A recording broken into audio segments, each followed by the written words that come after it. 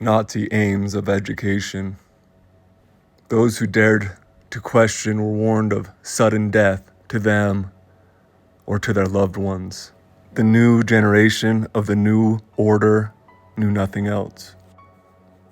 Operation Paperclip was a secret United States intelligence program in which more than 1,600 Nazi German scientists, engineers, and technicians were taken from former Nazi Germany to the U.S. for government employment after the end of World War II.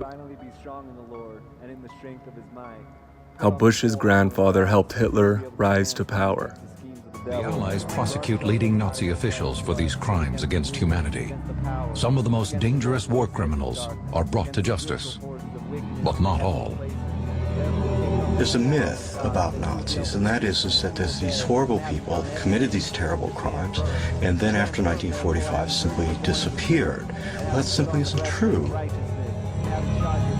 The truth is that thousands of former Nazis, some of whom committed atrocities, went to work for the United States government without the public's knowledge.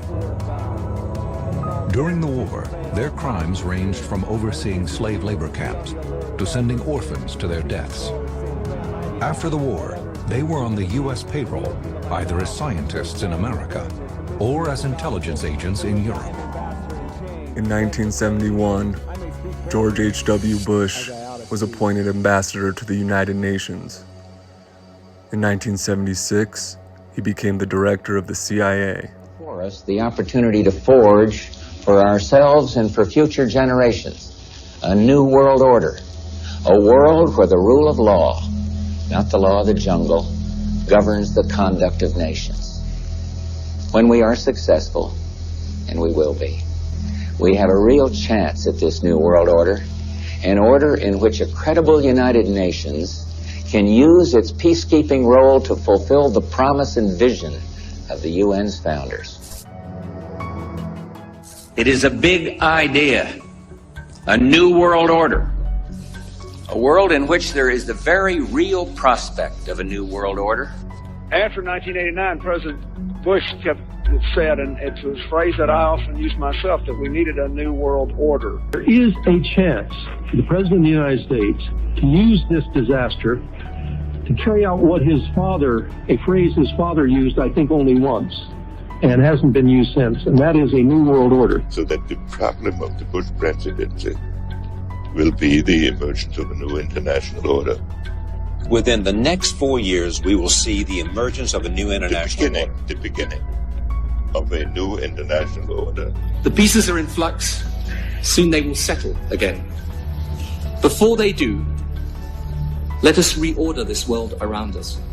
I think its task will be to develop an overall strategy for America in this period when really a new world order can be created. It's a great opportunity. It isn't just a crisis. It's about the future of Europe and a new world order. There's a need for a new world order, but it has different characteristics in different parts of the world. But today, with Asia already outproducing Europe, India and China are clearly becoming part of our new order. We are now facing a common challenge. And the challenge is how to build a world order for the first time in history on a global basis. So, in conclusion, ladies and gentlemen, a new world is emerging. It is a new world order with significantly different and radically new challenges. The affirmative task we have now is to actually create a new world order. Good evening, everybody. President Obama and British Prime Minister Gordon today calling for a new world order to tackle our global economic crisis. And the president outlined his vision of a new world order in which the U.S. would participate fully. We've got to give them a stake in creating the kind of world order that I think all of us would like to see.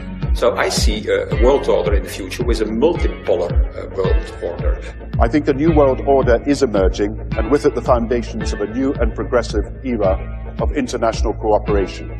But in a globalized economy, we are going to have to take global responsibilities, and there is going to have to be some semblance of global governance. Never before has a new world order had to be assembled from so many different perceptions or on so global a scale. Nor has any previous order had to combine the attributes of the historic balance of power system with global democratic opinion and the exploding technology of the contemporary period. And I strongly believe India will be a central actor in the new world order. There also exists an extraordinary opportunity to form for the first time in history a truly global society. 2009 is also the first year of global governance, with the establishment of the G20 in the middle of the financial crisis.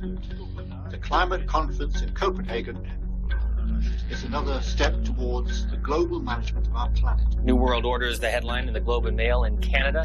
Is this global governance at last? Is it one world, the central bankers in charge? But aren't we all just living and dying for what the central banks do? Of course we are. We are absolutely slaves to central banks.